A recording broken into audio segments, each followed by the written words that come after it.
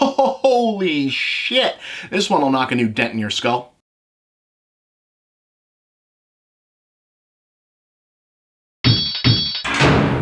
Alright, so Revenge is billed as an action horror film, which is not a genre that gets as much of a workout as you might think it does, mostly because it's kind of hard to define, usually referring to a kind of action film that features a horror-specific element like the Blade movies or Resident Evil. This is not one of those. This is more like a straightforward, lower-budget action thriller that trends over into horror mainly by being bloodier, gorier, and more focused on protracted, gut-wrenching, drawn-out violence than even most straight-up horror films dare to be these days, and by deliberately incorporating stylistic elements more visually at home in horror like nightmare visions, jump scares, stalking and suspense sequences, etc. Narratively, it's also deliberately grounded in the familiar and infamous rape and revenge genre of suspense thrillers, a decidedly checkered subgenre of exploitation horror, mainly popular in the 70s and 80s, that would typically feature a violent scene of sexual assault early in the story as the inciting incident driving a female protagonist to take violent revenge on one or more male attackers in the course of the story. Now, as you might imagine, almost all of those films are tough to watch and carry fairly notorious and complicated reputations, some held up as empowering woman-specific repurposings of the revenge formula, but many, many others often seen as crudely exploitative in a different sense, i.e. using the revenge element merely as a fig leaf excuse to present gratuitous nudity and violence bridged by fetishized or even eroticized rape scenes. And of course, it goes without saying that very few of even the thoughtful variations, to say nothing of deconstructionist takes on the material like Kill Bill, make a real or successful attempt to conceive the genre through an explicitly female perspective or targeted directly at a female audience. That's part of what director Coralie Farget seems to be aiming to do with Revenge, but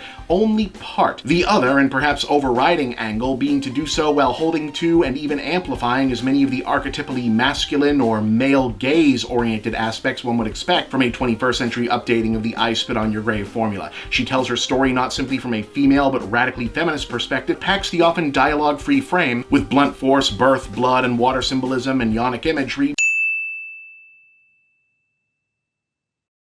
and makes it an obvious point to not just defeat but villainize, humiliate, brutalize, and emasculate the bad guys, but the aesthetic of the film looks at first glance, and I think very deliberately, exactly like you'd imagine the shallow, sleazy, just-for-naughty grindhouse fun guy director version, with all the cranked-up lurid fetishism intact and spoken for. In fact, there's no better way to describe the look and tone of the thing than to say it looks and feels exactly like a Michael Bay movie. Ultra-high contrast orange and teal color gradings, swooping, sexy Steadicam, sun-drenched, sweaty deserts, luxurious poolside cribs, beer, cigars, big guns, sharp knives, ATVs, jeeps, motorcycles, a freak show drug trip sequence, searing retro synth score, and 26-year-old Italian model actress Matilda Lutz is a heroine who enters the story looking for all the world like the co-star of an unproduced Transformers sequel and ends it stalking baddies in nothing but a bandolier, artfully bloodied underwear, and a rifle bigger than her torso. And if you're thinking, hey, it sure would be clever if the revenge in the movie were also built around the woman taking the male enemy's tools and repurposing them to her own defense, survival, and eventual victory, well, aren't you the perceptive audience member? See also a recurring motif of following wounded target by blood trail that gets flipped around, extended body horror scenes of bad guys struggling with messy lengthwise wounds, and a finale that turns the tables on the slasher movie naked and vulnerable scenario. And yes, with apologies for burying what I'm sure many would consider the lead, the rape scene itself, which does spur the plot, unlike the bloodshed, occurs almost entirely off-screen, with the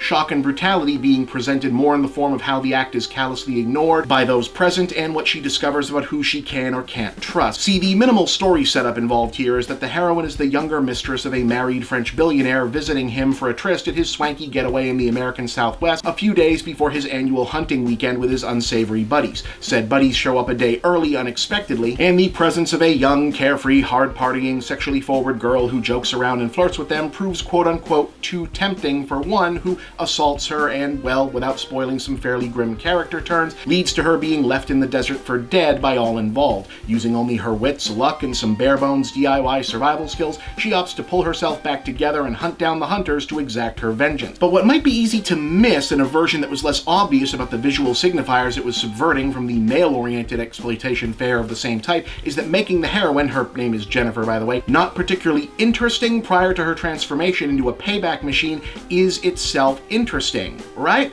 Like in most horror movies, this is the type of female character it's okay to kill. She's flirty, she's sleeping with a married guy and knows it and doesn't care. She doesn't have any dialogue to tell us she's actually nerdy or cool or smart or not just a pretty girl or not like the other girls in some way. And even though it's thankfully not the kind of movie where someone's going to make a speech laying this out, it's pretty goddamn radical for any movie, but especially a self-avowed horror film, to plant its moral flag on the explicit idea that even this character deserves to not just get her revenge, but to not have this happen to her in the first place. Like, it sucks that this is true, but it's not only wrong when it happens to quote-unquote good girls, is actually something the genre could stand to say a lot more. And it's just as hard to miss the declarative point to the guys in the audience that, yeah, even if she flirts with you, she still gets to say no at any point she wants. You ain't entitled to shit. And if you have some other opinion on that matter, what's left of that guy can speak to the response.